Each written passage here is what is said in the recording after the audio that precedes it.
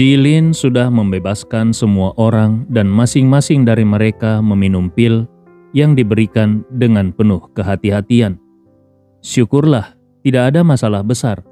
Namun ketika Jilin mendongak dan melihat pemandangan di hadapannya, tubuhnya mulai gemetar. Karena semua murid Sekte Ziwei sudah dibantai oleh Gustav. Jilin tahu kemajuan Gustav memang cepat dan luar biasa. Tapi kekuatan saat ini bahkan melampaui pertarungan jenius yang lalu dengan selisih berkali lipat. Jilin bergumam di dalam hatinya. Bukankah dia cuma memiliki akar biasa? Kenapa dia bisa berkembang secepat dan sehebat ini? Tiba-tiba Jilin seperti tersadar akan sesuatu. Dia segera berkata kepada Gustav, "Ini tidak bagus. Gustav, kita harus segera pergi dari sini. Kekacauan ini pasti akan menarik perhatian orang-orang kuat itu.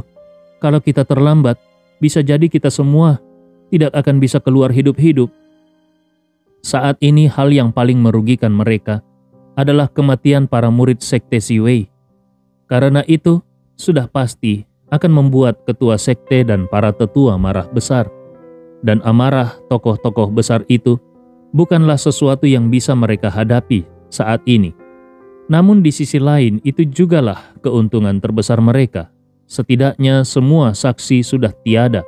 Dan kalau mereka berhasil pergi sekarang, Sekte Ziwei tidak akan bisa menuduh mereka tanpa bukti. Gustav melirik bocah kecil di belakangnya. Dia mengangguk lalu langsung berjalan menjauh dari tempat itu. Pada saat yang sama, di aula utama keluarga Han, di ruangan yang sangat luas dan megah, sebuah meja panjang dari kayu hitam eksotis dikelilingi oleh banyak orang tua berjubah.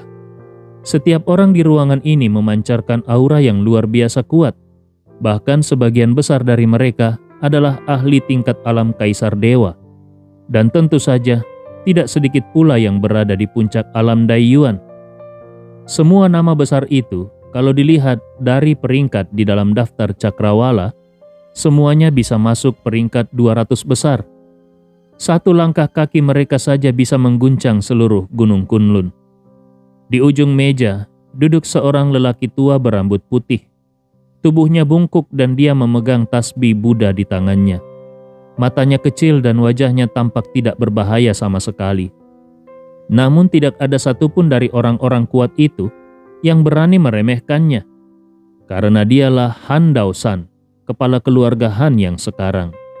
Han Daoshan adalah satu-satunya tokoh di antara keluarga besar Gunung Kunlun yang bisa berbincang akrab dengan sekte dan keluarga manapun, bahkan tidak takut terhadap siapapun, sebab kakek buyutnya Han Yun masih hidup. Walaupun sudah kehilangan akal sehat, Han Yun adalah eksistensi kuno tingkat tinggi dan tidak seorang pun berani menghalangi jalannya, karena menghalangi jalannya berarti mati. Han Daoshan berbicara sambil mengangkat cangkir tehnya. "Aku sangat berterima kasih karena kalian semua bersedia datang hari ini. Aku tahu banyak di antara kalian yang baru saja keluar dari pengasingan. Demi urusan kecil ini kalian sampai harus memaksakan diri. Hari ini aku, Han Daoshan, hanya bisa menggantikan arak dengan teh untuk menghaturkan terima kasih." Lalu dia meneguk tehnya dalam satu tegukan. Ucapan Han Daoshan tadi membuat suasana terasa akrab. Banyak orang langsung menyambut dengan senyum. Kepala keluarga Han terlalu merendah. Ini adalah masalah besar bagi seluruh Gunung Kunlun. Mana mungkin kami membiarkan semua beban jatuh ke pundak keluarga Han saja. Tetua Sekte Ziwei yaitu Fang Chengjin ikut berbicara dengan penuh kekaguman. Tidak heran kalau keluarga Han adalah salah satu keluarga kuno terkuat. Cara bicara dan sikapnya saja sudah membuat kami kagum. Han Daoshan mengangguk lalu melanjutkan. "Alasan aku mengundang kalian semua sebelum rapat resmi dimulai, selain untuk membahas rahasia dunia darah spiritual, ada satu hal lagi. Konon kabarnya," namun belum sempat kalimatnya selesai, Fang Chengjin, tetua Sekte Ziwei, tiba-tiba berubah ekspresi wajahnya. Dia bahkan berdiri dari kursinya. Wajahnya penuh kekhawatiran dan kemudian berubah menjadi amarah. Han Daosan melihat keanehan itu dan bertanya penasaran. "Tetua Fang, kenapa wajahmu terlihat begitu tegang? Apakah ada sesuatu yang terjadi?" Fang Chengjin mengepalkan tinjunya kuat-kuat. Dia mencoba menahan amarahnya dan dengan suara berat dia berkata, "Aku baru saja merasakan sesuatu yang aneh. Semua muridku yang dikirim ke wilayah keluarga Han sudah tewas." Ucapannya meledak seperti bom. Seluruh aula langsung senyap selama beberapa detik. Perlu diketahui, tempat ini adalah wilayah keluarga Han, dan seluruh keluarga dan sekte besar yang hadir sudah menempatkan murid-murid mereka di lokasi yang sudah ditentukan oleh keluarga Han. Namun kini semua murid sekte Ziwei sudah binasa. Bukankah ini sama saja seperti menampar wajah keluarga Han? Dan yang paling aneh, siapa juga yang cukup bodoh untuk berani bertindak di wilayah ini? Semua mata langsung tertuju ke arah Han Daosan. Sesuai dugaan, raut wajahnya kini berubah menjadi kelam dan dingin seperti es, bagaikan ketenangan sebelum badai besar datang. Sementara itu Mo Weihai yang duduk tidak jauh dari Han Daosan tiba-tiba merasakan detak jantungnya tidak wajar. Di saat yang genting ini, kenapa justru sekte Ziwei yang mendapatkan musibah? Apakah ini ada hubungannya dengan Tuan Ye? Dia sendiri tidak tahu kenapa dia langsung memikirkan Gustav. Tapi begitu direnungkan kembali, murid-murid yang dibawa oleh sekte Ziwei bukanlah orang lemah. Meskipun sebagian besar murid elit memang sedang berlatih di ruang khusus di pegunungan, tapi tidak mungkin semuanya musnah begitu saja. Gustav tidak mungkin punya kekuatan seperti itu. Setelah berpikir begitu, hatinya terasa sedikit lebih tenang. Beberapa detik kemudian Han Daosan berdiri perlahan dan berbicara dengan suara yang berat. "Tetua Fang, apakah kau yakin dengan apa yang kau rasakan? Selama ribuan tahun belum pernah ada satupun yang berani membunuh di tanah keluarga Han. Lagi pula di sini berkumpul para tokoh dari sekte dan keluarga besar. Tidak mungkin ada yang bertindak sembrono seperti itu." Fang Chengjin menatap Han Daosan lurus-lurus, suaranya terdengar tegas. "Tuan Han, aku yakin. Kumohon, demi para murid sekte Ziwei yang gugur, mohon berikan penjelasan kepada kami." Han Daosan sadar kalau kejadian ini sangat serius. Dia mengibaskan lengan bajunya lalu berkata dengan dingin, "Kalau memang sudah pasti, maka semuanya ikut aku. Aku ingin melihat sendiri siapa makhluk tidak tahu diri yang berani bertindak di wilayah keluarga Han ini dan berani membantai sekian banyak murid jenius." Kini Han Daosan benar-benar marah. Siapapun pelakunya, tidak ada yang punya hak menantang otoritas keluarga Han di wilayah ini. Kalau hal ini tidak ditangani dengan tegas, maka keluarga Han akan kehilangan pijakan di antara keluarga-keluarga besar lainnya. Puluhan sosok langsung melesat keluar. Kecepatan bukanlah masalah bagi para tokoh puncak ini. Apalagi lokasi kejadian tidak jauh dari tempat istirahat murid-murid sekte Ziwei. Untuk tiba di sana cukup 10 detik saja. 10 detik kemudian belasan tetua mendarat bersamaan di atap rumah dalam kompleks 4 sisi itu. Begitu mereka melihat mayat-mayat yang berserakan di halaman, serta tanah yang dipenuhi darah segar, semua orang tidak bisa menahan diri menghirup napas dingin. Begitu kejamnya, tidak ada satupun yang dibiarkan hidup. Apakah ini dendam yang begitu dalam? Meskipun mereka sudah biasa melihat kematian, tetap saja pemandangan ini membuat mereka terkejut. Hidung Han Daosan sedikit mengendus, lalu alisnya mengernyit. Aroma kekuatan iblis yang begitu kuat. Mungkinkah ini adalah ulah klan iblis? Tidak mungkin. Klan iblis sudah lama menghilang. Tidak mungkin mereka muncul kembali. Tatapan Fang Chengjin bukan tertuju pada mayat-mayat itu, melainkan pada sebuah pintu besar yang hancur. Ekspresinya sangat ganas, bahkan terlihat panik, karena anak-anak yang digunakan untuk berlatih oleh murid-murid sekte Ziwei semuanya sudah hilang. Satu persatu kandang besi terbuka.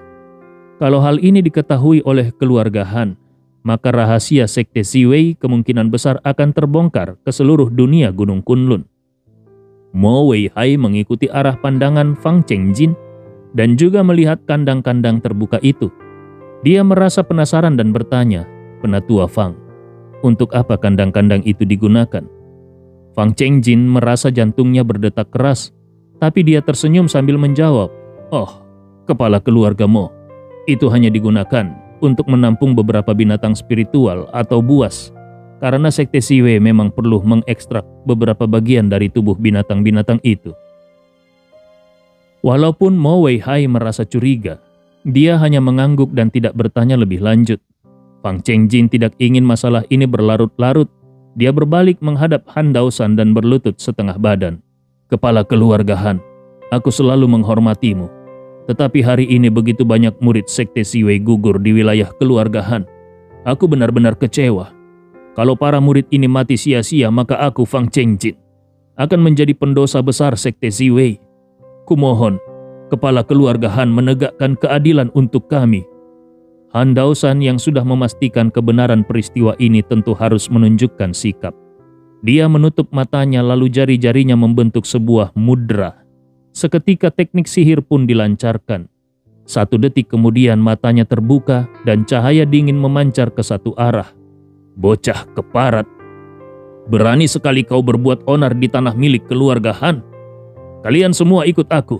Hari ini aku akan membuat bocah itu tahu apa arti kekuasaan." Belasan sosok seketika menghilang dari tempat itu.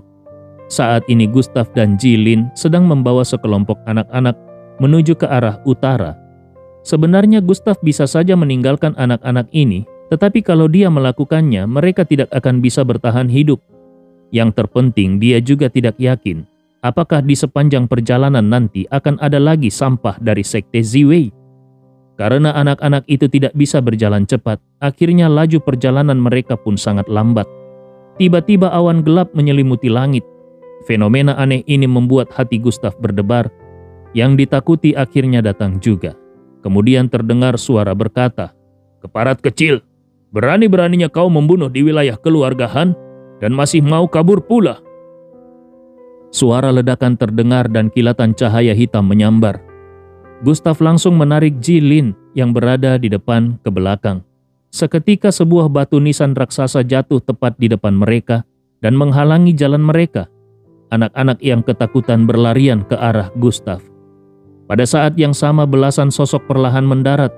Aura dingin dan membunuh menyelimuti seluruh tempat. Xiao Huang juga merasakan bahaya dan mencengkram bahu Gustav. Dia mengeluarkan raungan marah. Jilin ketakutan. Dia memegang erat pakaian Gustav sambil berkata, Gustav?" Gustav berusaha menenangkan dirinya. "Jangan takut. Selama aku di sini, tidak akan ada yang bisa menyentuh kalian." Kemudian Gustav melangkah maju. Dia berdiri di depan semua orang. Tatapannya yang dingin menembus seluruh kerumunan tanpa rasa takut.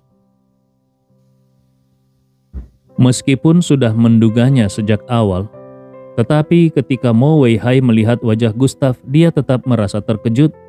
Dia juga melihat Jilin, gadis yang diminta Gustav untuk dicari.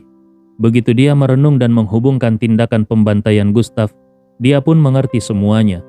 Kemungkinan besar, pihak yang menculik teman Gustav adalah sekte Ziwei. Dengan sifat Gustav, begitu dia menemukan dalangnya, membantai para murid itu adalah hal yang wajar.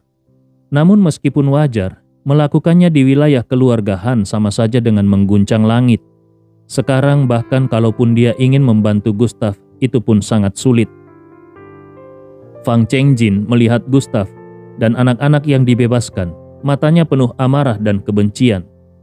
Aura kuat keluar dari tubuhnya dan dia berteriak, "Kurang ajar! Kenapa kau membunuh murid-murid sekte Siwei-ku? Kenapa?" Amarahnya membara tidak terbendung. Gustav menatap tajam ke arah Fang Chengjin dan berkata dengan dingin, "Kau juga dari sekte Ziwei?" Fang Chengjin mengangguk. "Benar." Gustav tertawa dingin tanpa rasa takut, lalu dia menjawab lantang, "Maaf ya, aku yang membunuh orang-orang dari sekte Ziwei-mu." Ucapan ini membuat semua ahli puncak yang hadir terdiam sejenak. Sekarang Gustav berada di situasi paling berbahaya. Menghadapi para ahli ini seharusnya hanya ada 2 pilihan, mengelak atau memohon ampun. Tapi bocah ini tidak memilih salah satunya. Malah dengan berani mengaku dan mengejek. Gila, bocah ini benar-benar gila. Fang Chengjin hampir memuntahkan darah karena marah. Dia langsung mengeluarkan pedang panjangnya dan sebuah tebasannya bersiap mengarah ke Gustav. Dia adalah ahli puncak ranah alam Daiyuan, bahkan mendekati ranah alam Kaisar Dewa. Satu serangan saja bisa mengubah cuaca dan mengguncang bumi. Fang Chengjin sangat sadar, dia harus membunuh Gustav sebelum semuanya terbongkar. Kalau rahasia mereka terungkap oleh Gustav, akibatnya tidak akan terbayangkan. Mata Gustav menyipit tajam. Dia dengan jelas menyadari niat membunuh dari Fang Chengjin. Sekte Ziwei sudah melakukan tindakan yang begitu keji dan tidak berperi kemanusiaan. Kalau bukan karena kedatangannya yang tepat waktu, maka nyawa-nyawa tidak berdosa itu sudah pasti akan dilahap oleh para iblis ini. Gustav memang tidak pernah menganggap dirinya sebagai orang suci. Terlebih lagi dia menapaki jalan pembunuhan. Seharusnya dia tidak memiliki rasa iba. Namun kali ini hal itu menyangkut Jilin dan juga menyangkut nyawa orang-orang yang tidak bersalah. Sekalipun menapaki jalan pembunuhan, Gustav tetaplah manusia. Melihat Fang Chengjin hendak menyerangnya, Gustav tidak gentar sedikit pun. Meski lawannya sangat kuat, kekuatan sebesar apapun tidak akan mampu menggoyahkan tekadnya. Gustav tidak sempat memanggil tombak pembunuh 9 neraka. Dia hanya bisa memiringkan tubuhnya untuk menghindari serangan pedang Fang Chengjin secara paksa. Kekuatan pedang itu membangkitkan badai yang mengerikan dan membuat orang merinding. Meskipun berhasil menghindar, tubuh Gustav tetap terpental keras ke belakang. Tubuhnya terhempas dengan hebat ke tanah. Kekuatan Fang Chengjin terlalu besar. Meskipun belum mencapai tingkat alam Kaisar Dewa, tapi dia berada di puncak alam Daiyuan. Saat ini, Gustav hanya mampu bertarung melawan kultivator di tingkat alam Raja Void. Bahkan dengan kartu trufnya, dia baru bisa menandingi lawan di tahap awal alam Daiyuan. Namun menghadapi ahli puncak alam Daiyuan perbedaannya terlalu jauh. Tubuh Gustav pun terpental hebat. Dia merasakan organ dalamnya terguncang hebat. Getarannya terasa sangat menyakitkan. Orang-orang di sekitarnya hanya menatap dingin. Mereka semua tahu Fang Chengjin bertindak keterlaluan menyerang seorang junior, tapi semua ini dianggap sebagai kesalahan Gustav. Gustav sudah membantai begitu banyak murid Sekte Ziwei. Jadi apapun cara Fang Chengjin melampiaskan amarahnya, dianggap wajar. Mo Weihai hendak maju membantu Gustav. Dia tidak tahan melihat Gustav diperlakukan seperti itu. Bagaimanapun Gustav memiliki hubungan mendalam dengan leluhur keluarga Mo. Namun baru saja dia melangkah, sebuah tangan kurus keriput mencengkram bahunya. Mo Weihai terkejut dan menoleh. Dia mendapati kalau tangan itu milik Han Daosan dari keluarga Han. Tatapan Han Daosan tampak tidak senang dan dia berkata, "Tetua Mo, ini adalah urusan pribadi antara Sekte Ziwei dan bocah itu. Sebagai orang luar sebaiknya kau tidak ikut campur. Aku tahu kau berhati baik, tapi seseorang yang sudah melakukan kejahatan sebesar ini sudah seharusnya menerima kemarahan dari orang-orang Sekte Ziwei."